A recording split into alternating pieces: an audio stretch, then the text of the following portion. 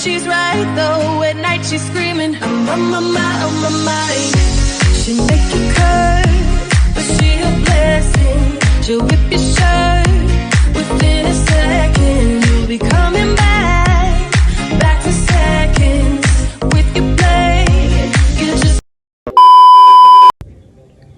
Assalamualaikum warahmatullahi wabarakatuh.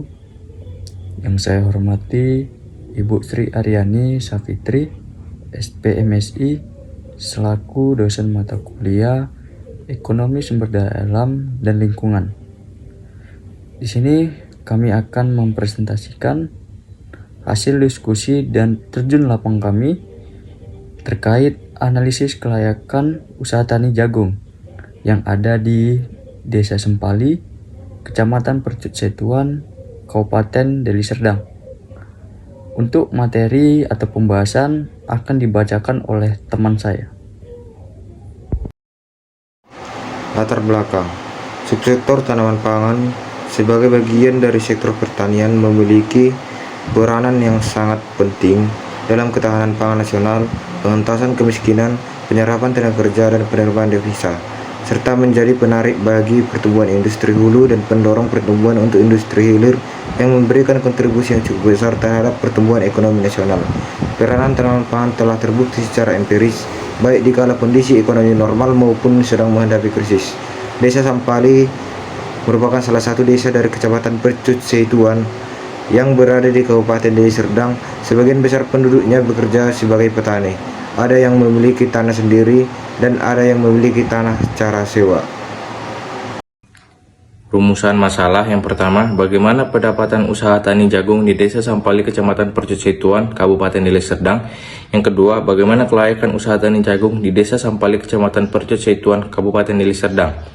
Tujuan yang pertama, untuk mengetahui pendapatan usaha tani jagung di Desa Sempali, Kecamatan Percut Setuan, Kabupaten Deli Serdang.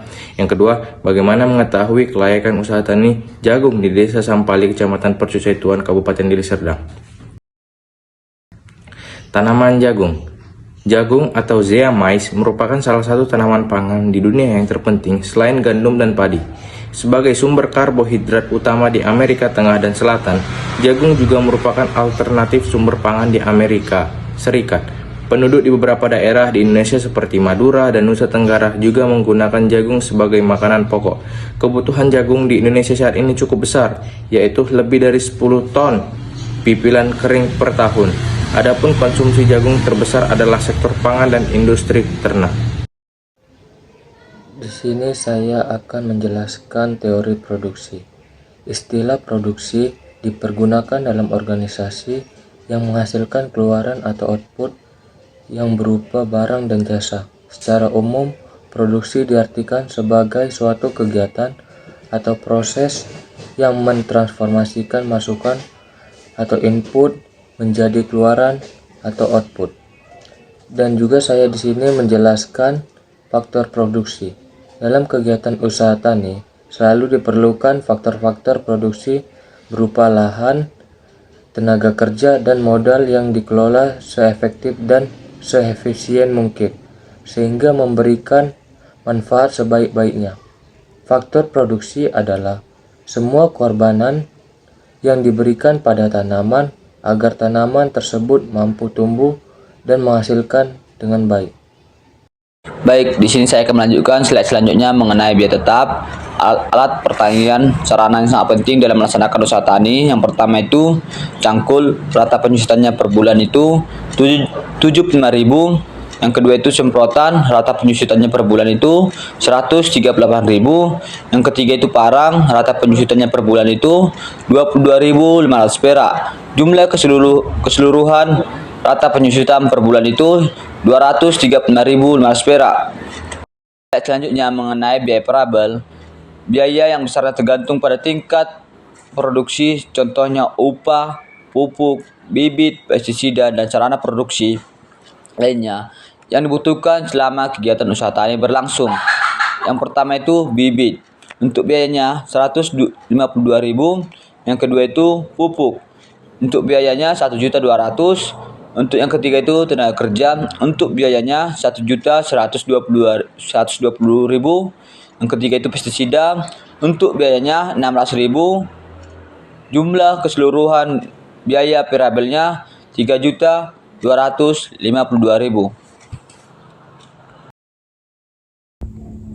Baik, di sini saya akan melanjutkan mengenai materi penerimaan. Penerimaan merupakan perkalian antara jumlah produksi yang diperoleh dengan harga jual. Dapat kita lihat pada tabel berikut, jumlah produksi yang diperoleh petani jagung sebesar 4,5 ton dengan harga jual 3.500 per kilonya, sehingga penerimaan yang diperoleh petani jagung sebesar Rp15.750.000. Baik, slide selanjutnya yaitu mengenai pendapatan. Setelah mengetahui besarnya penerimaan dan total biaya yang dikeluarkan, selanjutnya diketahui besar pendapatan yang diperoleh oleh petani. Pendapatan diperoleh dengan mengurangkan total penerimaan dengan total biaya yang dikeluarkan. Pada tabel 2 ini dapat dilihat penerimaan yang diperoleh petani yaitu sekitar 15.750.000 dan total biaya yang dikeluarkan oleh petani yaitu sekitar 3.487.000. Jadi pendapatan yang diperoleh petani yaitu sekitar 12.263.000. Analisis kelayakan. Suatu usaha dapat dikatakan layak jika pengusaha memperoleh keuntungan dari usaha yang dilakukan. Dengan manajemen yang baik, maka suatu usaha itu akan dapat memberikan keuntungan yang maksimal.